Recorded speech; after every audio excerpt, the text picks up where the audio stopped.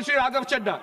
माननीय श्री सर, राघव इस bill pay चर्चा के माध्यम से मैं इस देश के आम हवाई यात्री का दर्द आप सबके सामने रखना चाहूंगा। सर, वादा था कि हवाई चप्पल वालों को हवाई जहाज की सैर कराई जाएगी। आलम यह है सर कि बाटा कंपनी का जूता पहनने वाला भी आज हवाई जहाज की टिकट नहीं खरीद पा रहा है। Economy class is no more economical sir. मैं आज इस सदन में बहस पे आने से पहले अपने फोन पर फ्लाइट के रेट चेक कर रहा था सर। अगर कल मुझे दिल्ली से बंबई जाना हो तो टिकट 14,000 रुपए की है, वन वे की सबसे सस्ती टिकट।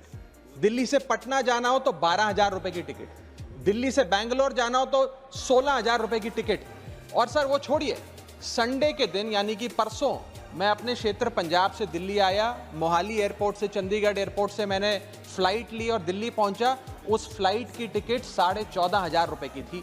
हम सांसदों को तो फ्लाइट की रिइंबर्समेंट मिल जाती है सर, आप उस आम नागरिक का सोचिए जो इस स्काई रॉकेटिंग एयर प्राइसेस से जूझ रहा है।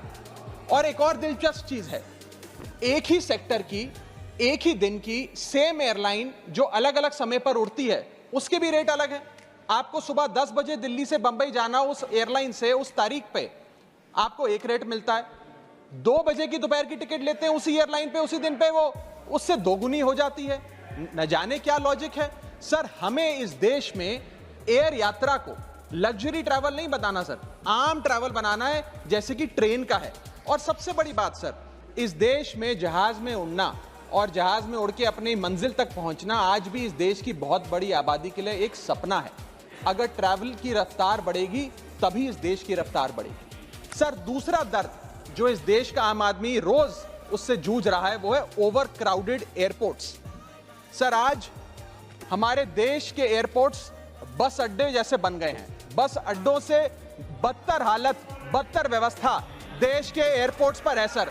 सर, टर्मिनल 1 चले जाइए दिल्ली के, टर्मिनल 2 चले जाइए दिल्ली के, आप हालात देखिए। सिक्योरिटी लाइन से लेकर चेक इन लाइन तक लोग लाइनों में खड़े हैं और लाइनों में खड़े हैं और उसके बाद उनकी फ्लाइट भी इस चक्कर में मिस हो जाती है।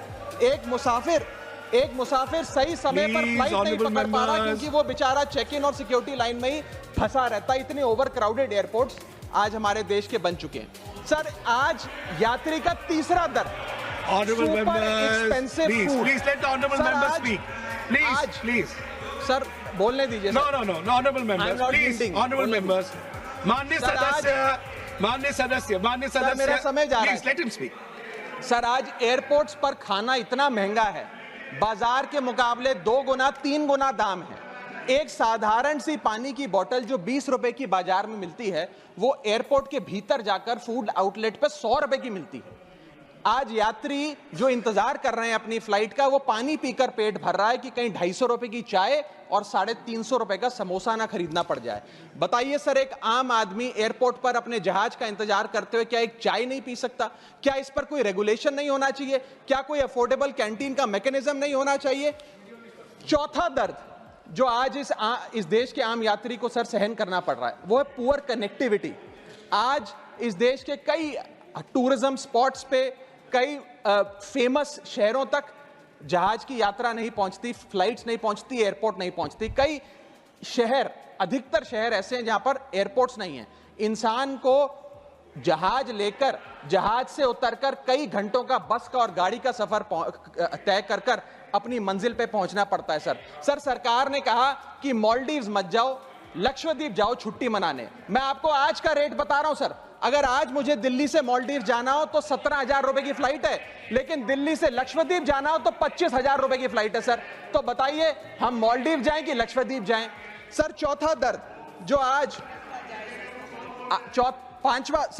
पांचवा दर्द जो आज एक आम यात्री को महसूस करना पड़ रहा है वो है sir flight cancellation and delays. Sir, एक आम नागरिक अपनी मंजिल पे, अपनी डेस्टिनेशन पे पहुंचने के लिए, जल्द पहुंचने के लिए कभी कभार ट्रेन यात्रा या बस या गाड़ी की यात्रा नहीं करता, वो महंगी टिकट खरीदता है। महंगी टिकट खरीद के अपनी मंजिल पे समय पे पहुंचना चाहता है।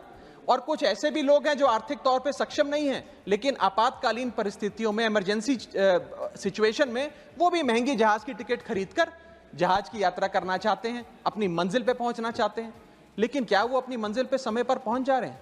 निर्धारित समय से 3 से 4 घंटे लेट आज जहाज चलते हैं, और खास तौर पे छोटे शहरों के जो एयरपोर्ट्स हैं वहां पर तो मैक्सिमम डिलेज देखे गए हैं सर 1 केजी अगर एक्सेस बैगेज हो जाए तो फ्लाइट आपसे हजारों रुपए का किराया वसूलती है, लेकिन कई घंटों के डिले के लिए क्या फ्लाइट हमें कॉम्पनसेट करती है? मैं आज माननीय मंत्री जी को कहना चाहूंगा कि कुछ ऐसा मैकेनिज्म बनाए कि हर घंटे के फ्लाइट के डिले के लिए एयरलाइन आम यात्री को कॉम्पनसेट करे, उसकी जेब में पैसा डाले।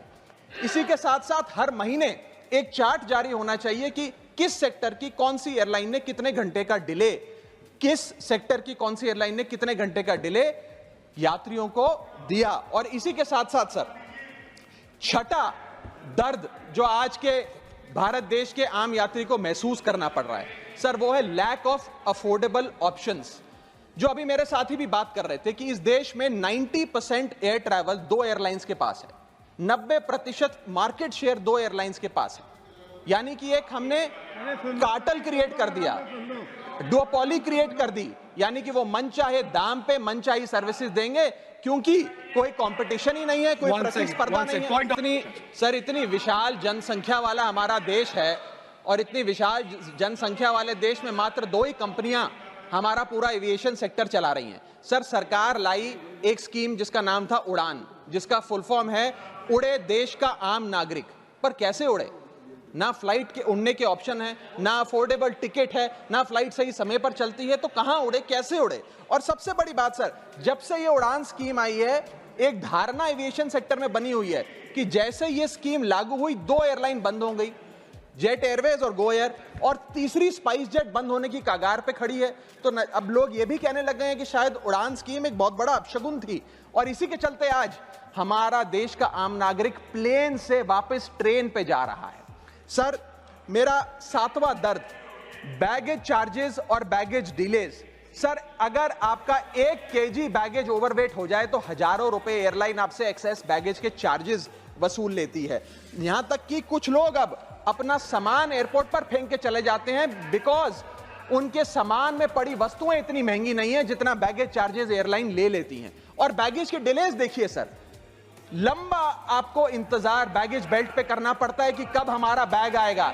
जब स्क्रीन पर देखते हैं तो स्क्रीन पर लिखा आता है बैगेज ऑन बेल्ट, लेकिन बैगेज ऑन बेल्ट नहीं होता, सिर्फ 2-3 बिजनेस क्लास पैसेंजर्स का बैग आता है और न जाने कितने मिनट एक आम नागरिक को इंतजार करना पड़ता है इस एक्सेस डिले के लिए, या इसको एक स्टैंडर्डाइज करने के लिए कोई प्रोसीजर सरकार को बनाना चाहिए। सर मेरा आठवां दर्द मैं समाप्त कर रहा हूं सर 8वां दर्द heavy car parking charges eight airport. Sir आज आप एयरपोर्ट्स पर पार्किंग का ठेका किसी एक कंपनी को दे देते हैं और वो मनचाहे दाम वसूलती है। खास तौर पे छोटे एयरपोर्ट्स पे 200-250 रुपए प्रति घंटे की कार पार्किंग चार्जेस देनी पड़ते हैं। आज आप दिल्ली के एयरपोर्ट चले जाइए, 220 रुपए प्रति घंटा गाड़ी का चार्ज लगता है, और अगर आपने कोई कैब टैक्सी बुक कर ली तो उसका भी मोटा बिल आता है, क्योंकि वो टैक्सी वाला भी expensive car parking charges, airport charges अपने बिल में जोड़कर आपको देता है। सर ये था दर्द फ्लाइट में चढ़ने से लेकर फ्लाइट में उतरने का। मैं अंत में 4 पंक्तियां सुनाकर अपनी वाणी को विराम दूंगा, और आज इस देश के आम नागरिक, आम यात्री का दर्द इन पंक्तियों में आप तक पहुंचाने की कोशिश करूंगा। कहीं है लंबी लाइनें, कहीं चेक इन से पहले काउंटर बंद, कहीं स्लो चल रहा है सर्वर, कहीं इंटरनेट है मंद। महंगी टिकट के बाद भी यात्रा की कोई गारंटी नहीं, आपका सामान चाहे टूटे चाहे फूटे कोई वारंटी नहीं। जो हाल है बस अड्डों का वही तस्वीर आती है एयरपोर्ट से। चाय हो या समोसा नहीं मिल रहा 500 रुपए के नोट से। रोज फ्लाइटें रद्द हो रही हैं धमकी बम विस्फोट से। आखिरी में सर, कब तक आम आदमी मरता रहेगा एयरपोर्ट की छत गिरने की चोट से? जनता की मुश्किलें तो पल भर में मिट जाएं अगर सरकार को फुर्सत मिल जाए चुनाव या वोट से। Thank you.